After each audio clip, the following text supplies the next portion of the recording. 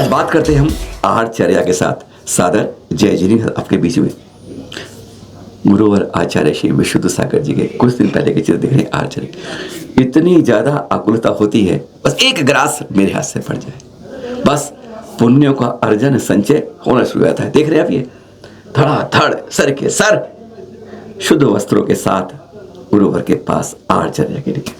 पर यह अधूरा चित्र नहीं है, इसके बाद गंभीर चित्र है। ये तो मानो ने पहले तीर्थंकर ऋषभनाथ जी 6 माह तक नवदा भक्ति को, अभी मुनिषी सुप्रभ सागर 30 अप्रैल को अपने संबोधन में बंदे तद्गुण लब्धे में ऐसी मिसाइलें फेंकी हैं जो हर के कलेजे के अंदर पहुंच, वो जैसे ना अमेरिका और ईरान की वजह पड़ रही है, बस वैसे समझ लीजिए आज चीर रही हैं। इसलिए नहीं कि उन्होंने फेंकी है, उन्होंने चेहरा दिखाया है कि तुम्हारे अंदर नकाब के पीछे क्या छिपाया है।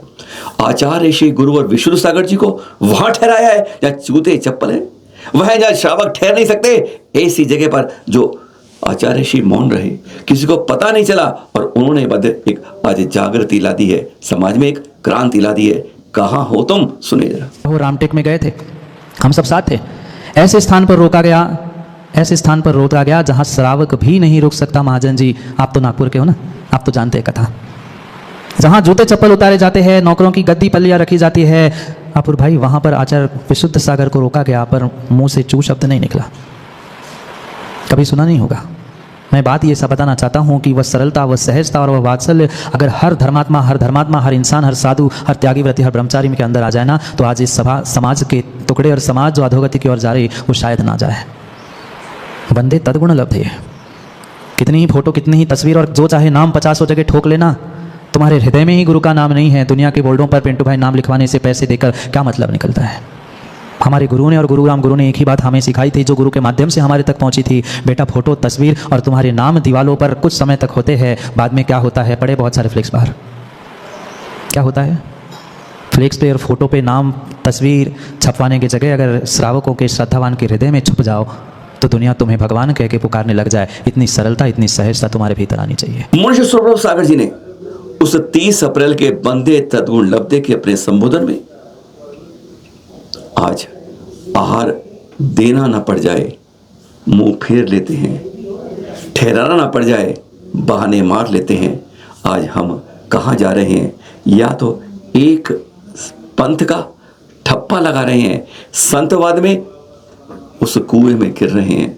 बात मनुष्य सुप्रभ की बहुत गहरी है।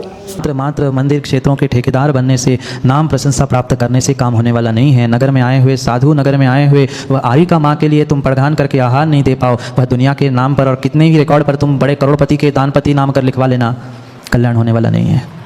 कल्याण होने वाला नहीं है, कल्याण होने वाला नहीं। 4 मंजिल बिल्डिंग बन जाए, पर 4 आराधनाओं को प्राप्त करने वाले त्यागी व्रति का सम्मान करने की तुम्हारी भावना नहीं है। लोगों की बातों में आकर कितने लोग आए थे सन्मति? किसी के यहाँ कोई मर गया था, किसी के यहाँ शादी थी, किसी के यहाँ कुछ था, किसी को गर्मी लग रही थी, किसी को समय नहीं है। कैसी विडंबना है, कैसी विडंबना है, कैसी विडंबना है। व्यक्ति समझ नहीं पा रहा है। दुनिया को दिखाने के लिए तो बहुत सारे, अभी कह दो फोटो हो रहे हैं, फोटो खींचने सब लाइन से पहुंच जाएंगे। वहां फोटो के बदले में बहुत सारा सम्मान मिलने वाला है, लाइन लगी मिलेगी। मुनिषी सुप्रभ सागर जी ने संबोधन में स्पष्ट कह दिया 30 अप्रैल को बंदे तद्गुण लब्धे में। यह उन्होंने नहीं कहा, अनेकों संतों से हम अनेकों बार ये सुन चुके हैं। आज हकीकत के अंदर समाज टूटने के कारण कोई और नहीं, साधु गण हो जाते हैं उन्हीं के मुख से जब ये सुन पाते हैं। ऐसे भी स्थान और ऐसी भी व्यवस्था, बहुत बड़ी बड़ी डींगे मारने वाले और बहुत बड़े धर्म के और क्षेत्रों की व्यवस्था संभालने वाले ऐसे ऐसे सन्मति ठेकेदार आज बन गए हैं, जिनको धर्म से, साधु से, गुरु से, भगवान से कोई लेना देना नहीं है। मात्र और मात्र अपनी नाम और अपनी परंपरा में डूबे मरे जा रहे हैं। थोड़ी सी माताओं, वह सरलता, सहजता अपने हृदय में लाने की आवश्यकता है। जब श्रावक के लिए ये पिंटू भाई कहा है कि कोई दिगंबर मुद्राधारी, पिच्ची कमंडलधारी दिख जाए तो उठकर खड़े होकर 7 कदम चलकर उनका अभिवादन करो, और नहीं करो तो मिथ्या दृष्टि कहलाता है। ये क्या भगवती आराधना में साधु संतों ने नहीं पढ़ा? क्या मात्र तुम्हें धोती दुपट्टा बनने, पहनने, पहनाने में ही हिंसा दिख रही है? जानवरों पर, तिर्यंचों पर, गौशालाओं पे तो तुम्हारी करुणा झलक रही है, और सन्मति सामने आने वाले साधु को हाथ जोड़ना भी नहीं सिखाया। 30 अप्रैल के अपने संबोधन में मुनिषी सुप्रभ ने साफ कह दिया, आज औरंगजेब बाहर नहीं है, आज अपने भीतर बैठा है। सोचिए कहां से कहां की बात की जा रही है। अपनी सोच समझिए, अपनी बात को देखिए कि समाज क्या कर रहा है, विशेषकर ठेकेदार। सुने, उस समय में बिना शिखर का मंदिर अध्यक्ष जी क्यों बनाया था पूर्वजों ने? बोलो ना साहब जी, क्यों बनाया था?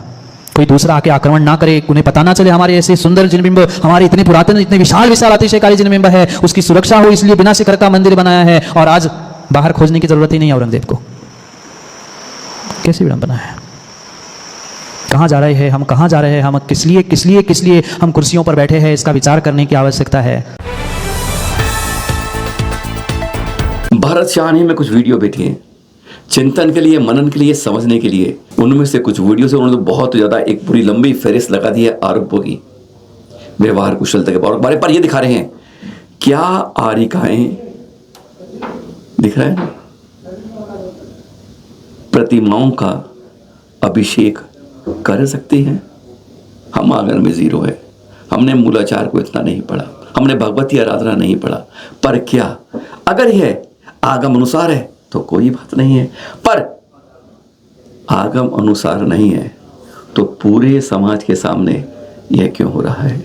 सवाल अनुत्तरित है, क्योंकि हम अज्ञान ही हैं। ढूंढिए जवाब इसका, यह क्या हो रहा है? पड़गान का दिखा दिया श्रावकों का, और अब अपने संतों के बारे में एक संत के विचार सुन लिए, और यह देख रहे हैं हम कि हमारी आरिकाएं क्या कर रही हैं, सही या गलत, चिंतन आप कीजिए। अभी हाल में चलन मानस में गई थी अनादि नदी समीर शिखर जी पर, वहां गई, चर्चा हुई और लोगों ने कहा, अरे भाई आप यहां आ जाते हो टोपी वाले, कभी पास के कलुआ पहाड़ या ईटखोरी क्यों नहीं जाते हो? हम भी हैरान थे, कहते आना जाना 3-4 घंटे में होना सब कुछ, वैसे वहां ठहरने की व्यवस्था भी है, सब कुछ है, बहुत कुछ है। पर जब हम पहुंचे, दर्शन किए, वो आपको दिखाएंगे, पर भद्रकाली के मंदिर को देखकर हम हैरान हुए कि एक हिंदू समुदाय के मंदिर में जो पूरी तरह वेजिटेरियन, नो लेस नो प्याज है, वहां पर सरकार द्वारा उखेरा गया है कि यह स्थली हमारे 10वें तीर्थंकर शीतलनाथ जी की कारपचर। उकेरे हुए बोर्ड मिल जाते हैं, पर सरकार द्वारा उल्लेखित शायद कहीं दिखने को नहीं मिल पाता है। देख रहे हैं आप, ये इसको देखकर हैरान हो गए कि 10वें तीर्थंकर की गर्भस्थली, जन्मस्थली, यहां उसका विवरण सरकार द्वारा दिया गया है। चौथे काल की बातें सरकार मानती है और उकेरती भी है, देखकर गदगद हो गए। पर हाँ, जब यहां हो तो केवल धर्म के अंदर ही नहीं विभोर होना, आत्मविभोर नहीं, प्रकृति का आनंद लेना है, छटा का, हरियाली का, नदियों के किनारे का, तो सचमुच यहां अगर एक बार आकर तो देखना, मजा आ जाएगा। कहते हैं ना, आनंद आ जाएगा। आजकल युवा लोग जो हैं वे केवल धर्म के साथ कुछ और भी चाहते हैं। कहते हैं ना, दिल मांगे मोर, बस यही बात है।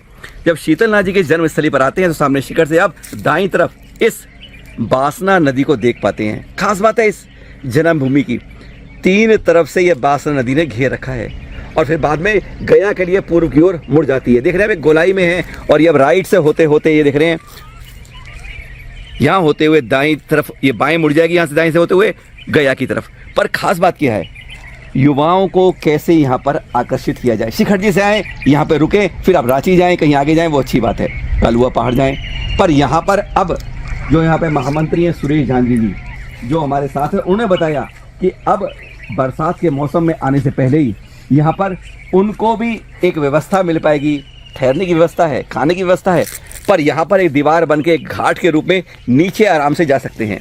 यहीं पर सामने एक बना के दीवार सी बन जाएगी। जरा सुनते हैं सुरेश झांझरी से इस बारे में उनकी क्या कल्पना है, जिसको वह इस बरसात में पूरा कर देंगे। उससे पहले उन्होंने क्या कहा है, सुनते हैं। देखिए, सबसे पहली बात तो यह है कि इस मंदिर के ठीक उत्तर में एक नदी बहती है। मैं उतना तो नहीं जानता हूँ, लेकिन वास्तु के हिसाब से यदि प्योर उत्तर में कोई नदी बहे तो सर्वोत्तम उसकी वास्तु हो जाती है। और ये उत्तर की तरफ में हमारी विचार ये है कि गार्डवाल देखे और सीढ़ी बना के सुंदर सी लाइटिंग कर दें, तो लोग आए यहाँ पर पिकनिक के रूप में भी आएँ, दर्शन के रूप में भी आएँ, अपनी भक्ति भावना प्रकट करें और इस बहाने एक तीर्थ का दर्शन भी कर पाएँ और यहाँ पर आनंद, बच्चों के साथ, परिवार के साथ कुछ आनंद भी ले पाएँ। इस भावना के साथ अगले बारिश के पहले पहले ये योजना में है। ये इनकी योजना है इस 10वें तीर्थंकर के गर्भ जन्म स्थली पर, जिसका अभी गढ़नी आ रही है ज्ञानमती माता जी के आशीर्वाद से भव्य पंच कराने को है। एक बार जब भी आप शिखर जी आते हैं तो यहाँ पर जरूर आइए। बस वहाँ पे ट्रेवल से कहें, किसी से कहें, आप यहाँ आएंगे, बाकी फिर आपको कोई चिंता करने की जरूरत नहीं है। ये है बासना नदी जहाँ पे आप देख रहे हैं।